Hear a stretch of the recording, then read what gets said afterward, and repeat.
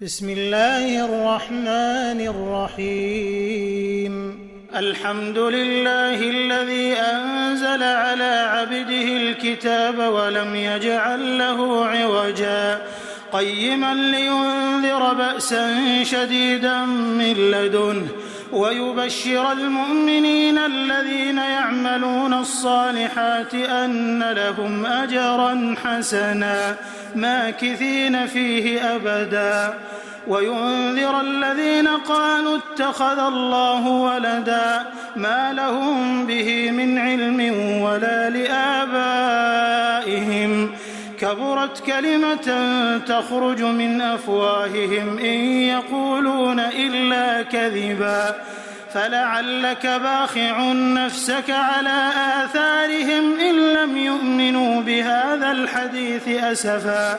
إنا جعلنا ما على الأرض زينة لها لنبلوهم أيهم أحسن عملا وإنا لجاعلون ما عليها صعيدا جرزا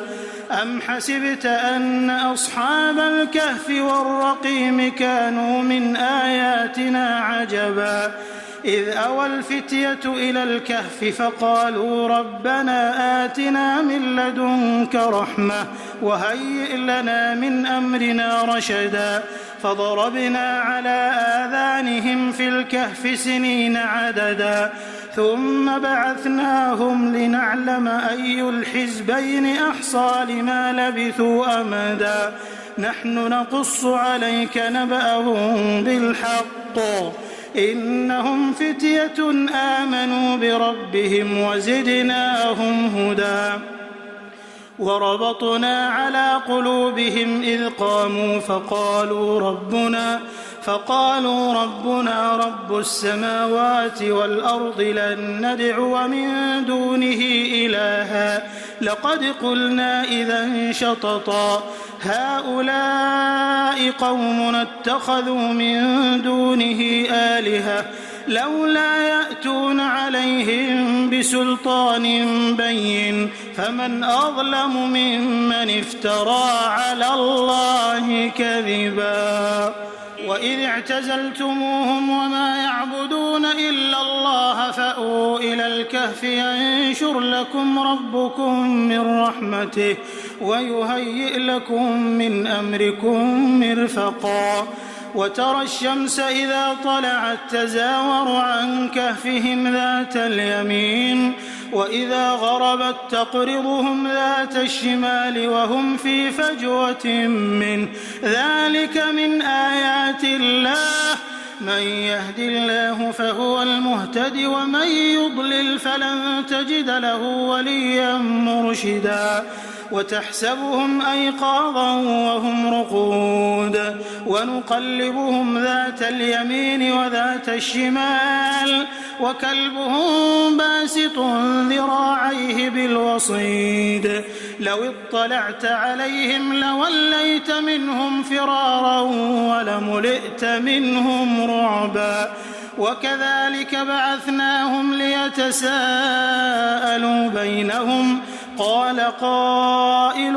منهم كم لبثتم قالوا لبثنا يوما أو بعض يوم قالوا ربكم أعلم بما لبثتم فابعثوا أحدكم بورقكم هذه إلى المدينة فلينظر أيها أزكى طعاما فليأتكم برزق منه وليتلطف ولا يشعرن بكم أحدا إنهم إن يظهروا عليكم يرجموكم أو يعيدوكم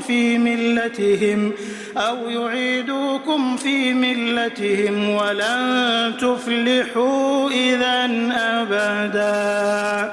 وكذلك أعثرنا عليهم ليعلموا أن وعد الله حق وأن الساعة لا ريب فيها إذ يتنازعون بينهم أمرهم فقالوا بنوا عليهم بنيانا ربهم أعلم بهم قال الذين غلبوا على أمرهم لنتخذن عليهم مسجدا سيقولون 3 رابعهم كلبهم ويقولون 5 سادسهم كلبهم رجما بالغيب ويقولون 7 وثامنهم كلبهم قل ربي أعلم بعدتهم ما يعلمهم إلا قليل فلا تمار فيهم إلا مراء ظاهرا ولا تستفت فيهم منهم أحدا ولا تقولن لشيء إني فاعل ذلك غدا إلا أن يشاء الله واذكر ربك إذا نسيت وقل عسى أن يهديني ربي لأقرب من هذا رشدا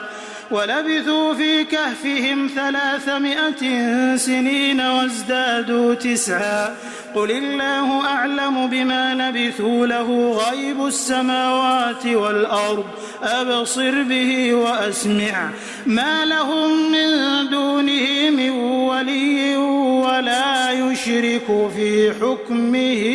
أحدا واتل ما أوحي إليك من كتاب ربك لا مبدل لكلماته ولن تجد من دونه ملتحدا واصبر نفسك مع الذين يدعون ربهم بالغداة والعشي يريدون وجهه ولا تعد عيناك عنهم تريد زينة الحياة الدنيا ولا تطع من أغفلنا قلبه عن ذكرنا واتبع هواه وكان أمره فرطا وقل الحق من ربكم فمن شاء فليؤمن ومن شاء فليكفر إنا أعتدنا للظالمين نارا أحاط بهم سرادقها وإن يستغيثوا يغاثوا بماء كالمهل يشوي الوجوه بئس الشراب وساءت مرتفقا إن الذين آمنوا وعملوا الصالحات إنا لا نضيع أجر من أحسن عملا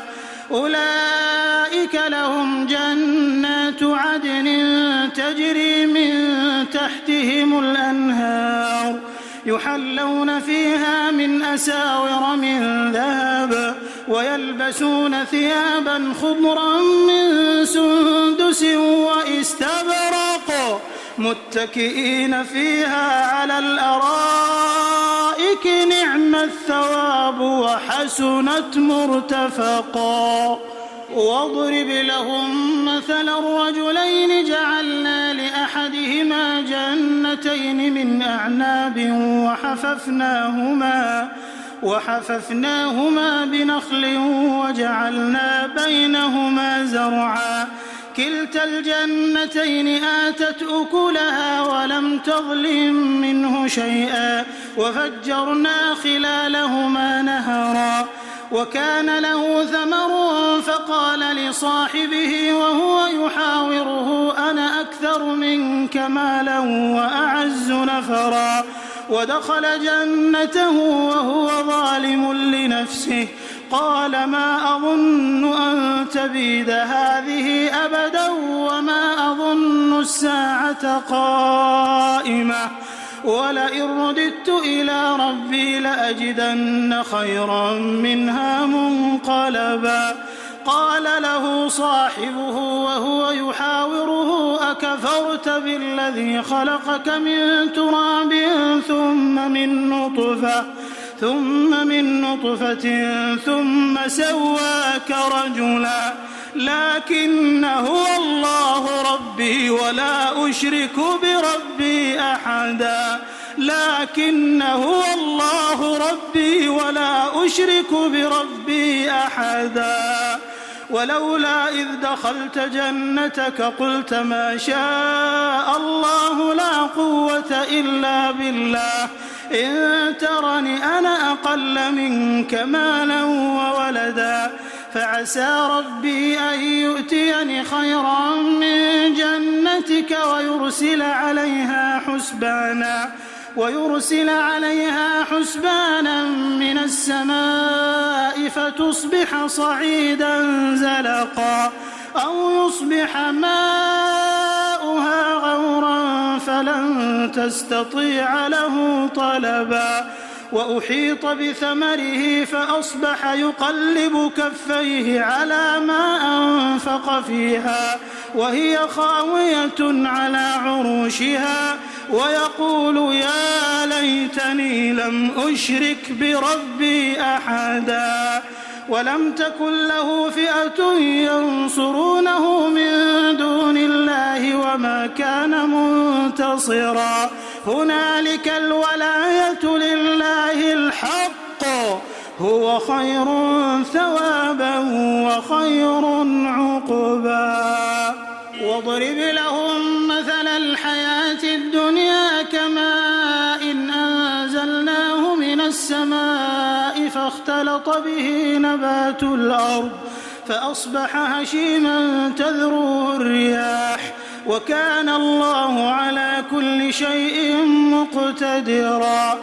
المال والبنون زينة الحياة الدنيا والباقيات الصالحات خير عند ربك ثوابا وخير أملا ويوم نسير الجبال وترى الأرض بارزة وحشرناهم فلم نغادر منهم أحدا وعرضوا على ربك صفا لقد جئتمونا كما خلقناكم أول مرة بل زعمتم أن لن نجعل لكم موعدا ووضع الكتاب فترى المجرمين مشفقين مما فيه ويقولون يا ويلتنا ما لهذا الكتاب لا يغادر صغيرة ولا كبيرة إلا أحصاها ووجدوا ما عملوا حاضرا ولا يظلم ربك أحدا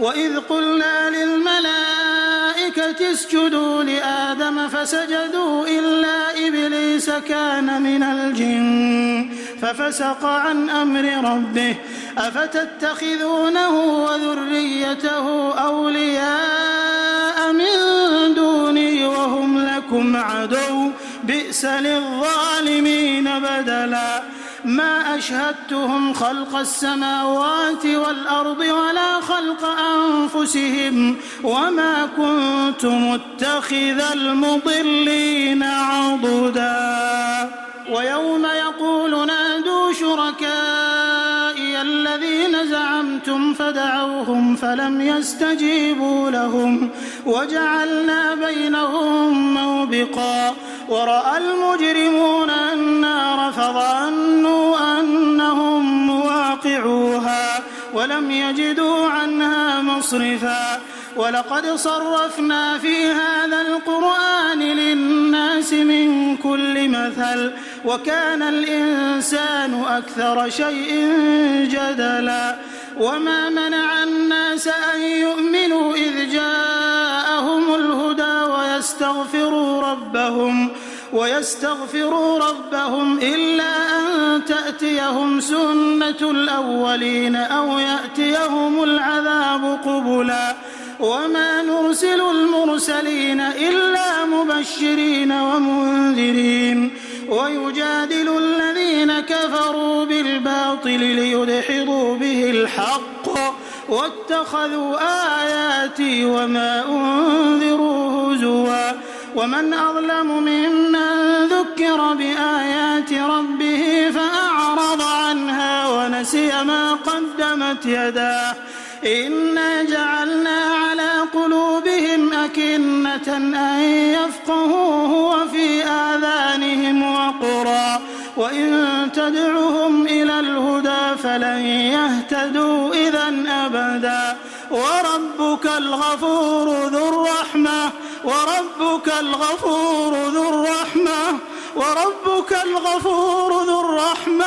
لو يؤاخذهم بما كسبوا لعجل لهم العذاب بل لهم موعد لن يجدوا من دونه موئلا وتلك القرى أهلكناهم لما ظلموا وجعلنا لمهلكهم موعدا وإذ قال موسى لفتاه لا أبرح حتى أبلغ مجمع البحرين أو أمضي حقبا فلما بلغا مجمع بينهما نسيا حوتهما فاتخذ سبيله في البحر سربا فلما جاوزا قال لفتاه آتنا غداءنا لقد لقينا من سفرنا هذا نصبا قال أرأيت إذ أوينا إلى الصخرة فإني نسيت الحوت وما أنسانيه إلا الشيطان أن أذكره واتخذ سبيله في البحر عجبا قال ذلك ما كنا نبغي فارتدا على آثارهما قصصا فوجدا عبدا من عبادنا آتيناه رحمة من عندنا وعلمناه من لدنا علما قال له موسى هل أتبعك على أن تعلمني مما علمت رشدا قال إنك لن تستطيع معي صبرا وكيف تصبر على ما لم تحط به خبرا قال ستجدني إن شاء الله صابرا ولا أعصي لك أمرا قال فإن اتبعتني فلا تسألني عن شيء حتى أحدث لك منه ذكرا فانطلقا حتى إذا ركبا في السفينة خرقها قال أخرقتها لتغرق أهلها لقد جئت شيئا إمرا قال ألم أقل إنك لن تستطيع معي صبرا قال لا تؤاخذني بما نسيت ولا ترهقني من أمري عسرا فانطلقا حتى إذا لقيا غلاما فقتله قال أقتلت نفسا زكية بغير نفس لقد جئت شيئا نكرا قال ألم أقل لك إنك لن تستطيع معي صبرا قال إن سألتك عن شيء بعدها فلا تصاحبني قد بلغت من لدني عذرا فانطلقا حتى إذا أتيا أهل قرية استطعما أهلها فأبوا أن يضيفوهما فوجدا فيها جدارا يريد أن ينقض فأقامه قال لو شئت لاتخذت عليه أجرا قال هذا فراق بيني وبينك سأنبئك بتأويل ما لم تستطع عليه صبرا أما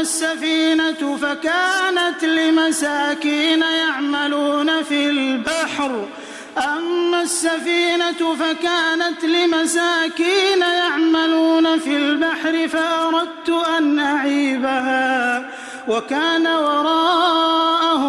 ملك يأخذ كل سفينة غصبا وأما الغلام فكان أبواه مؤمنين فخشينا أن يرهقهما طغيانا وكفرا فأردنا أن يبدلهما ربهما خيرا منه زكاة وأقرب رحما وأما الجدار فكان لغلامين يتيمين في المدينة وكان تحته كنز لهما وكان أبوهما صالحا فأراد ربك أن يبلغا أشدهما ويستخرجا كنزهما رحمة من ربك وما فعلته عن أمري ذلك تأويل ما لم تسطع عليه صبرا ويسألونك عن ذي القرنين قل سأتلو عليكم منه ذكرا ذكرا إنا مكنا له في الأرض وآتيناه من كل شيء سببا فأتبع سببا حتى إذا بلغ مغرب الشمس وجدها تغرب في عين حمئة ووجد عندها قوما قلنا يا ذا القرنين إما أن تعذب وإما أن تتخذ فيهم حسنا قال أما من ظلم فسوف نعذبه ثم يرد إلى ربه فيعذبه عذابا نكرا وأما من آمن وعمل صالحا فله جزاء الحسنى وسنقول له من أمرنا يسرا ثم أتبع سببا حتى إذا بلغ مطلع الشمس وجدها تطلع على قوم لم نجعل لهم من دونها سترا كذلك وقد أحطنا بما لديه خبرا ثم أتبع سببا حتى إذا بلغ بين السدين وجد من دونهما قوما لا يكادون يفقهون قولا قالوا يا ذا القرنين إن يأجوج ومأجوج مفسدون في الأرض فهل نجعل لك خرجا على أن تجعل بيننا وبينهم سدا قال ما مكني فيه ربي خير فأعينوني بقوة أجعل بينكم وبينهم ردما آتوني زبر الحديد حتى إذا ساوى بين الصدفين قال انفخوا حتى إذا جعله نارا قال آتوني أفرغ عليه قطرا فما استطاعوا أن يظهروه وما استطاعوا له نقبا قال هذا رحمة من ربي فإذا جاء وعد ربي جعله دكاء وكان وعد ربي حقا وتركنا بعضهم يومئذ يموج في بعض ونفخ في الصور فجمعناهم جمعا وعرضنا جهنم يومئذ للكافرين عرضا الذين كانت أعينهم في غطاء عن ذكري وكانوا لا يستطيعون سمعا أفحسب الذين كفروا أن يتخذوا عبادي من دوني أولياء إنا أعتدنا جهنم للكافرين نزلا قل هل ننبئكم بالأخسرين أعمالا الذين ضل سعيهم في الحياة الدنيا وهم يحسبون أنهم يحسنون صنعا أولئك الذين كفروا بآيات ربهم ولقائه فحبطت أعمالهم فلا نقيم لهم يوم القيامة وزنا ذلك جزاؤهم جهنم بما كفروا واتخذوا آياتي ورسلي هزوا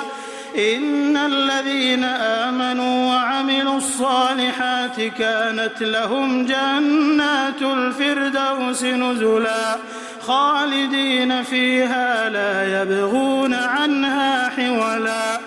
قل لو كان البحر مدادا لكلمات ربي لنفد البحر قبل أن تنفد كلمات ربي ولو جئنا بمثله مددا قل إنما أنا بشر مثلكم يوحى إلي أنما إلهكم إله واحد فمن كان يرجو لقاء ربه فليعمل عملا صالحا ولا يشرك بعبادة ربه أحدا.